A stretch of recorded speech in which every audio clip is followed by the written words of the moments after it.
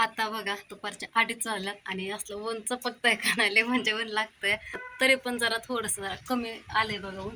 दुकानला गेले तेल आणलं, चूल मांडून गेले होते सरपणी सगळं घेऊन, मग तेल आणायला गेलं दुकानला. तर मस्त अशी चूल पण पेटली, पण वारं लागतंय बघा चुलीला, सगळं जरा बाहेर पडतोय. सगळं सामान पण घेतलंय. बघितलं का बघा कसं असं जाळ सगळं बाहेर पळतं. तेल टाकलं तापायला, कढई अजून एकदा घासून घेतली, घासून ठेवली होती. तिथं खोबरं हे सगळं सामान घेतलं. चला घेते सामान भाजून, आता उशीर लागणार, जाळ सगळा पांगतोय बाहेर. दोन्ही पण बाजूने बघा अशा विटा लावल्या हुडकून आणून, दुसऱ्या होत्या शिल्लक त्या, तेव्हा कुठं जाळ चुलीला लागायला लागला. चुलीमध्ये कढईमध्ये तेल पण तापलं बघा चांगलं आता.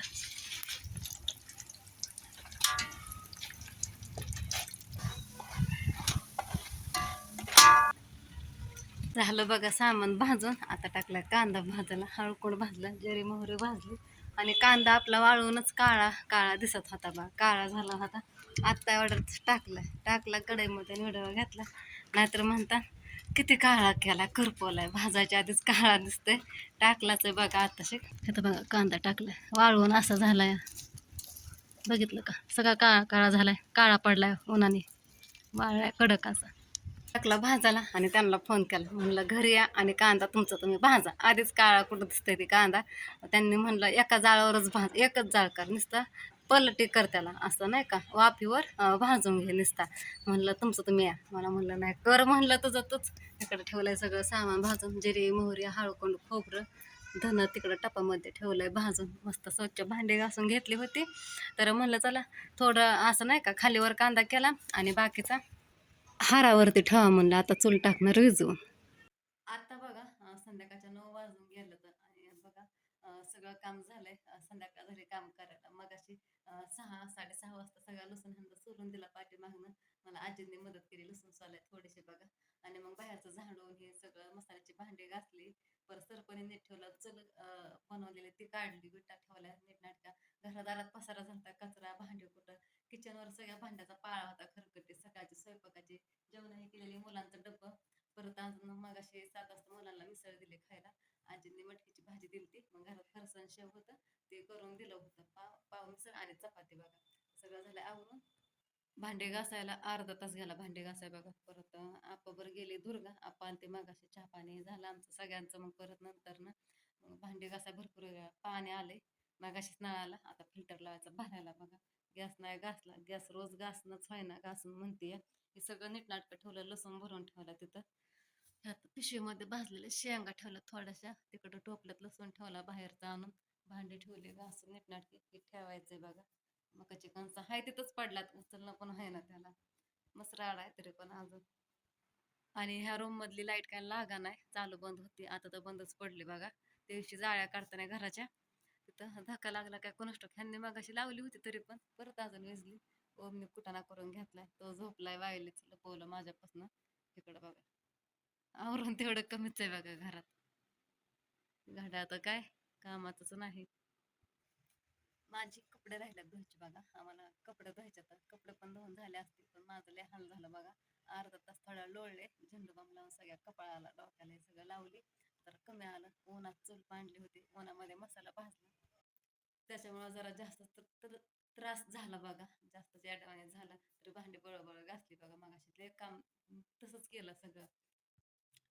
डोकं दुखतंय आणि नुसतं असं कोरड्या उलट्या आल्यासारखं होतं बघा त्या कांद्याच्या वासाने. ह्याने आणि 2-3 दिवस झाला वास बसली सगळ्या अं, नाकामध्ये सगळी वास बसली, सगळं डोकं फणफण करत होतं आधीच.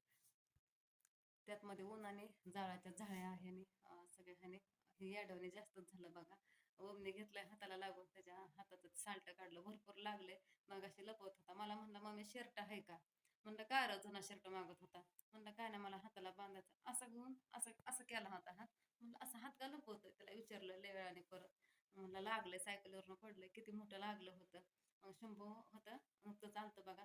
ती हाताचं निघून असं कातडं असं उलट झालं होतं, म्हणजे पलटी झालं आणि परत चेपून बसलं होतं खाली. मग भैयाला म्हणलं तेवढं काढा बाबा, आपली तर ताकद नाही काढायची. बघितलं तरी पोटात आग पडत होतं. ते कसं तरी हळूहळू घेतलं वरती, नेटकटरने काढलं. मग परत शंभूने बघा. मग आता तेलाने ह्याने पाण्याने पुसलं, पण नीट काय निघाना तिथली माती. झोपलाय बघा इकडं. इथं मी कापूस घेतलं होतं, पुसलं बरं का, बऱ्यापैकी बरं निघलं. पण सगळं काय निघा नसतं काय हाताचं, असं लच माती गेलती पाण्याने आणि पुसून घेतलं कडच हे काळ काळ काय निघा नाही. ह्याला कापूस पण लागलाय, बघू आता ह्यांनी आले ना सांगते. ह्यांनी राधूला सोडलंय आता घरी, राधू आली आणि मसाला आणाय गेला तर दुकानं बंद होत्या म्हणून आता सामान घेऊन आली. झोपलाय बघा, जेवणी केलं त्याने, दुखत आहे ना हाताचं, असलं बघितलं तरी माझ्या पोटात आग पडते. माझं आठवतं मला हे डोळ्याचं हे लागलेलं, कसली आग होती. आणि बघ ना ग ह्याच्या हाताला, कशाला गेलता सायकल खेळाय को नसतो को, किती काळ काळ झालंय, कापूस लागलाय माझ्याकडे. लाईट लावली बघा मी कशी तरी, बटन दाबून धरून असं चालू पण करून, राग राग ते बटन दाबलं खटका, ते बटनावर जोरात दाबलं ते लागले लाईट. ती लाईटच लागत नव्हती अगं. तर ह्यांनी गेल्यात मसाला आणायला आणि इथं बघा सामान आणलंय. इतका कंटाळा आलाय मला, तर कपडे धुवायच्यात अजून. राधूला नेलं होतं संग, घेऊन गेलते राधूला. तर मी म्हणलं होतं हे असला छोटा आहेत ना टोप मिळतो ग, ते विकतच आणा. तर मला वाटलं बांगड्या हे विकत आणाय महाग होतं का? बंद झाले दुकान 8:30ला नऊच्या आधी जाऊन. तिकडे लांब जायला लागलं असतं. मग काय झालं, तिथं आम्ही गेलो आणि ती लाईट बंद करायला लागली, बटन बटन तिथं म्हणजे हात ठेवला आणि आम्ही आलो तिथं. पटकन पटकन गेला ते, पण पप्पा निघाले होते मागाशी, फोन आला की आलतेच आपलं असं काहीतरी करायला आलते घरी, कपडे चेंज करायला. मग चालले होते, मग मी रस्त्याला गेले, इतकं डोकं दुखत होतं, चक्कर आले नव्हतं तरी पण गेले त्यांच्याकडे. म्हणलं दुकान बंद होईल, मसाला नाही चालले होते. आणि एक कस्टमर थांबवलं होतं साईडला बघा तिकडं दुसरीकडे, काम थांबवून चालले होते. आता हे पण राहिलं असतं, सकाळ 7:30ला शाळेत जायचंय हिला. म्हणलं आता उद्या निवांत उठा, थोडंसं ट्युशनला उशीर झाला तर चालेल, पण आल्याच चालू झालं. मग मला हे करायचं नको म्हणलं तरी मॅडम तयार होऊन यायला शाळेत लावतातच. इथं सगळं भाड्याने आणलंय म्हणते, मला वाटलं बांगड्या हे विकत आण, आता असू द्या, विकत आणलेलं परवडलं असतं सरसकट. पुढच्या पण वेळी झालं. हा पण दुकानं बंद होते ना. ज्वेलरी पण आणली का पाडली, तर उद्या राधूला बनायचंय रुक्मिणी. ही ना मम्मी तुला दिसतं एवढं सामान, पण भांडले असतंय.